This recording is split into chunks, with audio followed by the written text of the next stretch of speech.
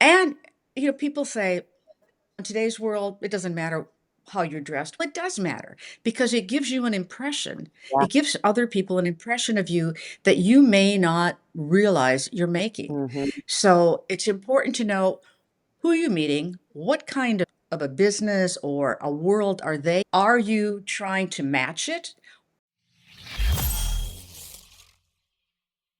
Hey everyone, it's Melanie Johnson here. Thanks for joining us for another great podcast. Oh my gosh, we are so thrilled, so honored. We have Jane Hanson here with us. She used to be on the Today Show. Everybody loves her, still loves her. And you know what? I've known her for several years now, and here I'm finally getting her on the show. So she's become an expert of how to show up. Not just, we're not talking necessarily mentally, but how do you show up as an executive? How do you walk into the room? What's your body language? What's your communication style? How do you nail that down and become your true, authentic self? Jane, thanks for coming today. It's so great to see you. It's great to see you too. It's been too long, and I so admire what you're doing with the books.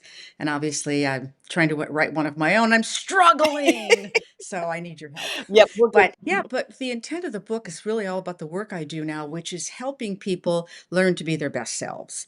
And what do I mean by that? What I mean is, how do you show up? There's so many simple techniques that we don't think about, and it all starts with what our body is telling other people.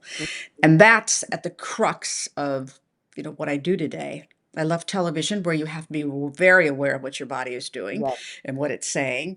And got in, decided that was kind of a superpower.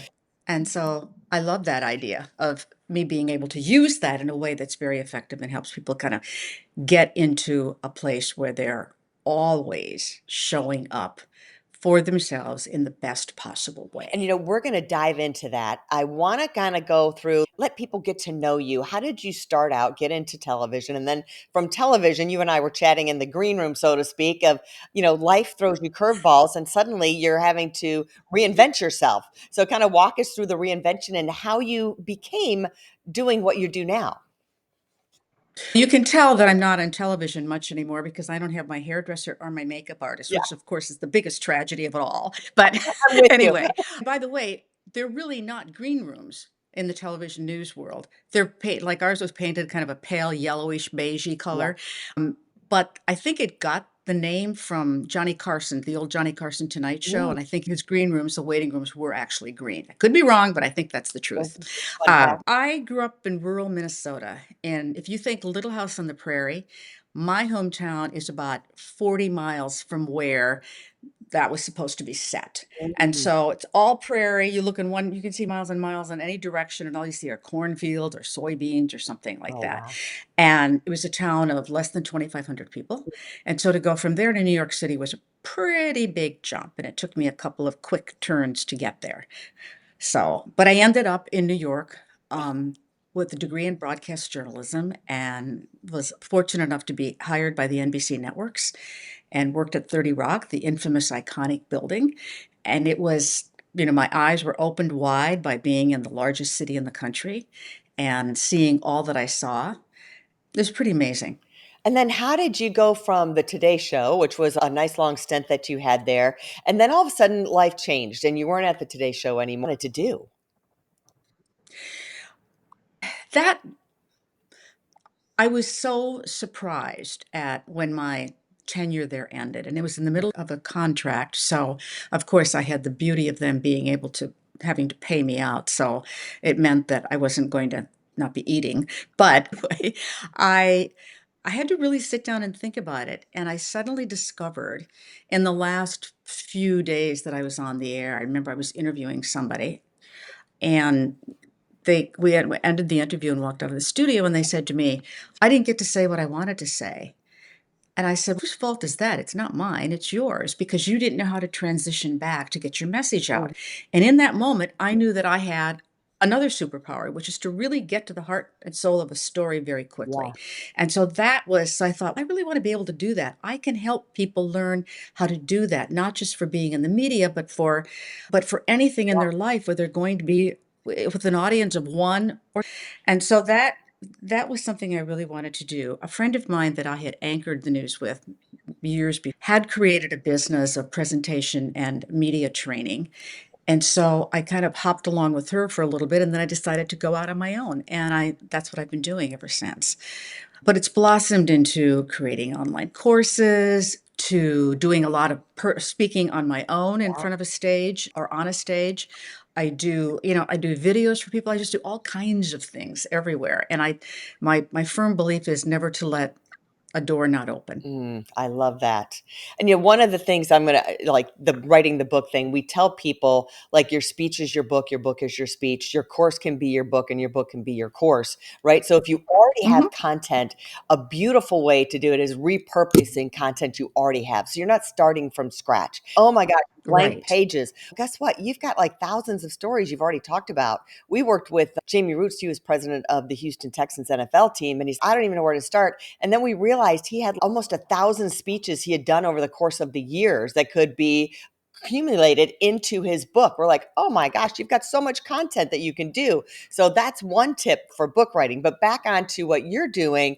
So where do you Mhm. find like people have problems when they're walking into the room? What are some of the tips that you're seeing, like the first things that you're having to work with an executive or someone that is your client? For starters, we analyze, I give them a questionnaire and really dive deep into what are you most uncomfortable with Mhm. and what are your strengths. Yeah. And so we start with kind of what do they really feel that they need, they self. And then I use a lot of video, and that's an important thing to do because I can tell somebody that they're doing weird things with their head and they say, "No, I'm not." And then I show them the video, and right there it is. So it's really about understanding who and what they are. But the most important thing is if you are walking into a room to meet somebody you've never met, they will develop a first impression of Yeah. you within 7 seconds, most of the time before you open your mouth. Wow. And so it's what's your posture like? How are you using your hands? What kind of an expression do you have in your face? Are you approachable or do you look like, a resting bitch face? It's all Yeah. about how are we showing up? And people say in today's world, it doesn't matter how you're dressed. Well, it does matter because it gives you an impression. Yeah. It gives other people an impression of you that you may not realize you're making. Mhm. So it's important to know who are you meeting? What kind of a business or a world are they? Are you trying to match it? I had a financial advisor that I was working with a little while ago Yeah. who went downtown to talk about getting an account from a fintech firm. And he walks in the door with the suit and tie on. And these guys in fintech firms, they're usually in hoodies. Right. So from the moment he walked in the door, they're going, man, this guy doesn't get us. And of course, he never got the business. So you need to think about all of these little things that Mhm. may not one by one think that matter, but they do. Yeah. So we have to be conscious of that. Then our perception of ourselves is about 30% less than the way other people look at us. Mm. So it's or 30% different, I should say. So what we need to do is really find out what is that perception. And one of the easy ways to do it is to take your phone, to do a little video of yourself, and then take a look at it. That's what other people are seeing. They're not seeing what you look like when you look in the mirror. Yeah. And And that's so smart because I love everything that you're saying. It's your personal brand. And that's what we talk about too. It's not just like you say, what you wear, decide to wear, that's a representation of your personal brand. Whether you decide to have Mhm, tattoos or not, that's part of who your mhm. persona is and your personal brand now. And how you walk in the room and how you feel and your energy. Either you're low energy and, oh, slumped, or you're like, hey, I'm owning the room. I feel happy. And that affects everybody else around you when you're doing that. So I think that is so important. And then what about communication? So many people have a hard time with communicating what they need. And we've even said in our business, like, oh gosh, our team member didn't do this. We must not have communicated it well. Like, how do we become better communicators? That's so interesting you said that because you actually realized that maybe it was about how you communicated because most people will say, "Oh, you just did it wrong," instead of taking the time to reflect upon how you addressed. So there's So communication used to be considered a soft skill. Today, in today's world, it's considered a hard Yeah. skill because with AI and all these other means you have to get Yeah. some of the work done for you, you can't take away the human relationship. Right. And that's what we're talking about with all Mhm. stuff. And that is essential. And we don't like doing business or even having as part of our life people that we don't trust, people that we don't like. So, likability and trust Yeah. are the key factors of great communication and what we call executive presence, which Yeah. is where you are truly credible. And I want to kind of backtrack when you were talking about videoing yourself. And I heard this tip of Mhm, when you video yourself, you should do it three ways. Like when you go back to look at it, do it one way with no volume and you're just looking at your body mhm, language. Then go back and just don't look at it, just listen to it and see what you think just of mhm. your voice. And then go back and see the whole thing to really give that. Do you give that advice as well? Absolutely. It's, yeah, it's really important that you do that because, and also another great tip is that when you're, even when you're writing an email or writing a text, read it out loud Yeah. because when you read something out loud, you will see that maybe you weren't really in what you've just written. Hmm. So that's important to do. And then what about media? Now, everybody is, everyone needs to have a podcast now. Everyone's making media appearances or they're podcast guests or they're showing up to be a speaker. What are some of your tips for that, for showing up for media? With the media, the podcasts are relatively long for the most part. They're 15, 20 minutes, Mhm. something like that. Yeah. So you have the ability then to talk longer Hmm. and to give more Yeah. information. But if you're doing something for, let's say, a broadcast interview or part of a story that might be there, like I write for Forbes Business Women, Right. and I will interview somebody for 20 minutes, but I will probably use 2 to 3 quotes. Yeah. So that's not very much. So when you're doing that, you want to be really careful about what you're saying and doing it in a very clear Mhm. and timely manner. So time is finite Yeah. when you're in the media. And how do you find your own voice? Sometimes it's hard to figure out, like you're saying, who am I? Like you had mentioned, like someone might know 30% of who you are, but we are so many different people to different people, if that makes sense. You're a mother, they perceive you as one way. You might be a business leader as another way. You could be a friend, that's another part of your personality. How do you tap into, I mean, we're talking about business here, really, to tap into that person that you want people to know as the executive or business owner? I like to do this little exercise. I mean, you still are your own true self in each one of those Right. situations. But what I tell people, because people come to me a lot for this kind of work, Yeah. and I suggest that they pick 5 people, and one of them, to your point, one of them could be a parent, Yep. a partner or spouse, maybe it's your best friend, maybe a long-lost cousin, and maybe it's somebody that you work with, and you ask all 5 of them to describe you in a phrase of adjectives mostly, Interesting. and when they do this, you're gonna be shocked at what they say.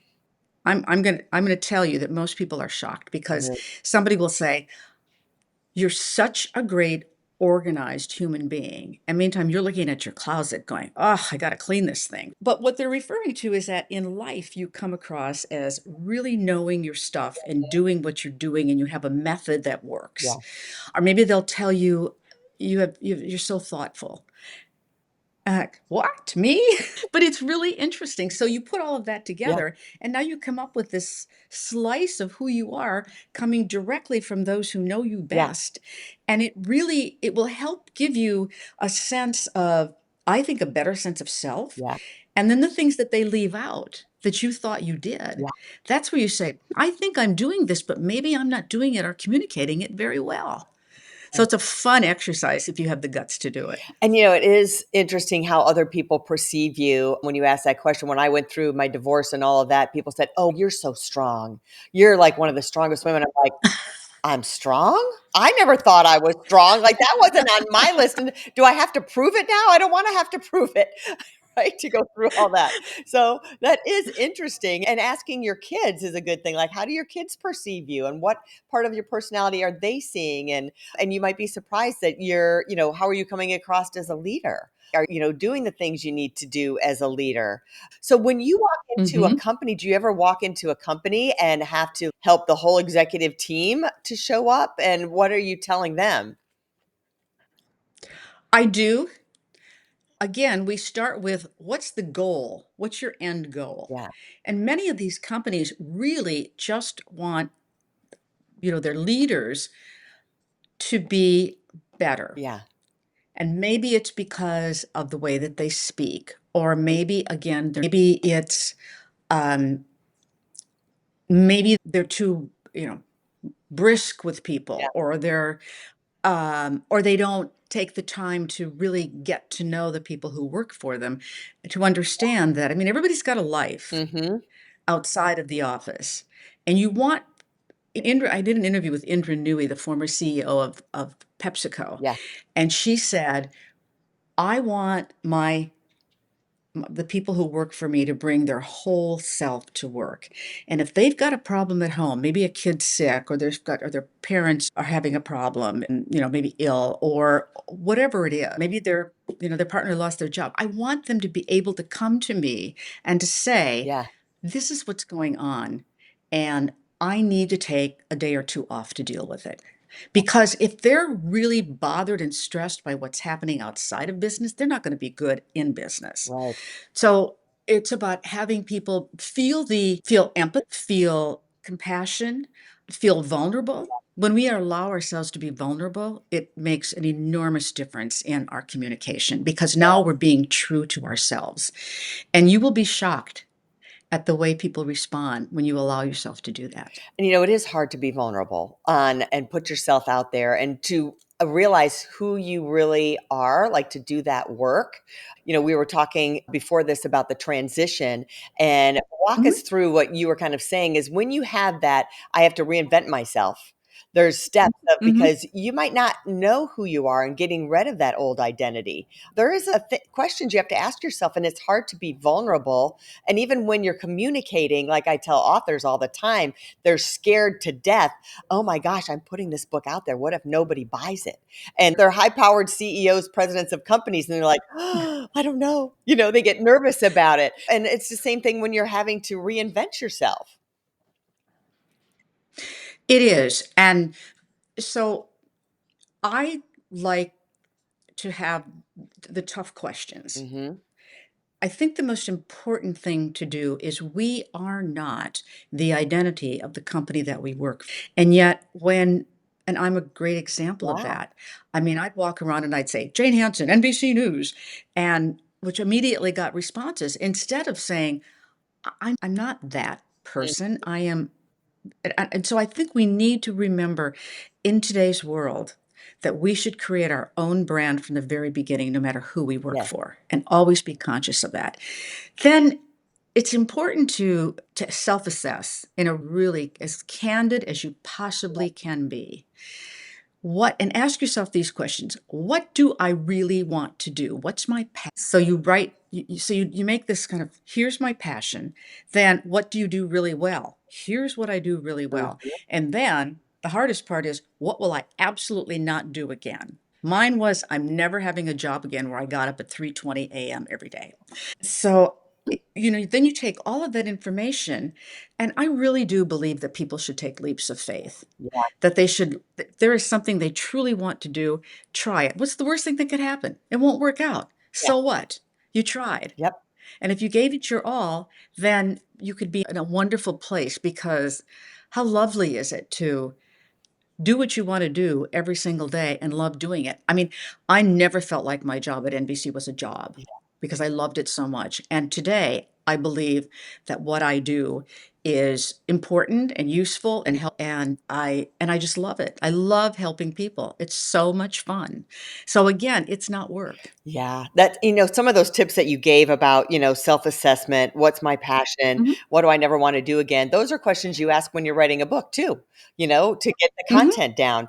And personal brand, we have, are touting personal brand all the time because you can take that anywhere, right? When you work for a company, if you develop your personal brand and that company fires you, people already know and trust you, and then you can take that to any business, any career that you want, because you've already established yourself as this really, a genuine person, and they know who you are. And in today's world, you have so many ways to blow up your personal brand for people to know you on all of social media. And Mhm. in our day and age with TV, you had the guards up that, oh, how do I get a TV interview? It was very difficult, especially on network TV. Now, I remember when YouTube came out, I didn't want to go back into television. This was back in 2009. Like, everybody can have their own TV station for free now, you know? Yeah, and what I want people to think about is like a Zoom. A Zoom is like your own personal broadcast Yeah. studio.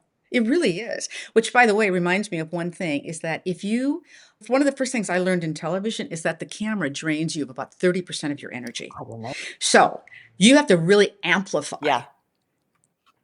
It's so true. the. Even when you're doing this type of thing on a podcast, Mhm. I always to tell people, because I did some stage work as well. Stage, everything's big. Your arms are big. Everything's shooting out there. I said in TV, it's more small, but concentrated energy, right?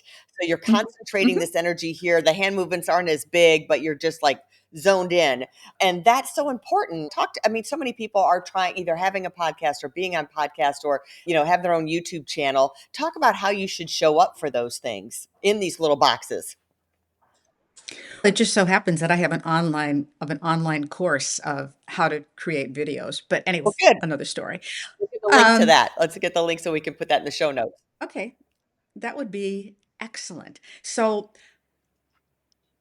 first, you have to know who your audience Mm, is. Who are you aiming this for? I mean, you and I talked about that with the right. books. Going, who's the ideal? So you have to know that's number one.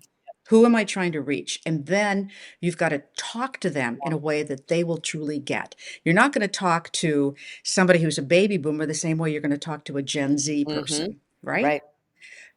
And then think about how am I going to appear? Do what kind of a Is it going to be fun? Is it going to be serious? Is it going to be a YouTube video that will combine all of those things? Yeah. What's at the heart and soul of it? And how are you going to get that message out as clearly as you Mhm. possibly can? And then how am I going to look? How's my hair going to Yeah. be? What outfit am I wearing? All of that. So I think it's really important that we nail all of that down Yeah. before we start to create the video. We can create videos now. I mean, everybody's got a phone. Yeah. Everybody can do whatever they want, and they're so easy, but you've got to relate to that audience. Yeah, and I love everything you're saying, showing up on a woman's note. I always feel like I gotta have makeup on, my hair's gotta be done right. My son goes, he's got a baseball hat on, not shaven, didn't take a shower that day, and he's cranking out videos. I'm like, "You're so lucky." I feel like, "Oh, I don't," and I know it's good to still have, casual videos too, but like you say, it's your personal brand. How are you showing up? I feel like I'm a publisher, I need to look like a book publisher, you know? Right. I'm not necessarily, my target audience isn't 20-year-olds. Otherwise, maybe I could look like that. But yeah, so it Mhm, is all how you show mhm, up and figuring out what that is on brand colors. Even we're launching this new book, and it's okay. We should be wearing the colors of the book or the brand colors when we're doing our videos. It kind of all goes together. It just has. I love what you're saying because it has this underlying, message, even though it's not loud and loud out there. It just has this cohesive. It's like when you walk in a house and it's decorated beautifully and all the colors go together and the vibe all goes together, right? It's the same kind of thing for your personal brand. Don't you mhm. agree? Oh, absolutely, because again, it's back to that notion of first impressions and also how people perceive Yeah. us. And they take everything. We've been walking on Earth as Homo sapiens for, millions of years. We've only had a spoken language for about 160,000 of those years. So we still have this innate ability to make judgments based upon somebody's body Yeah. language.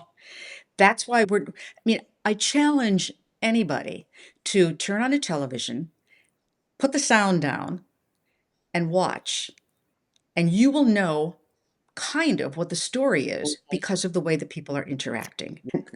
Or sit on a bench in a park and watch people go by and make up a story about them. You've already got a judgment about who those people are. Yeah.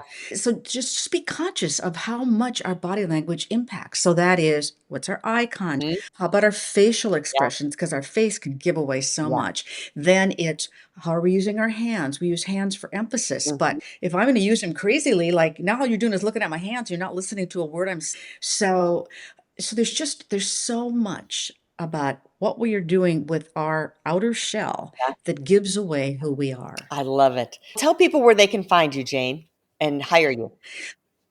I love that. My website is Jane Hanson, HANSON.com. My email is jane@janehanson.com. Okay.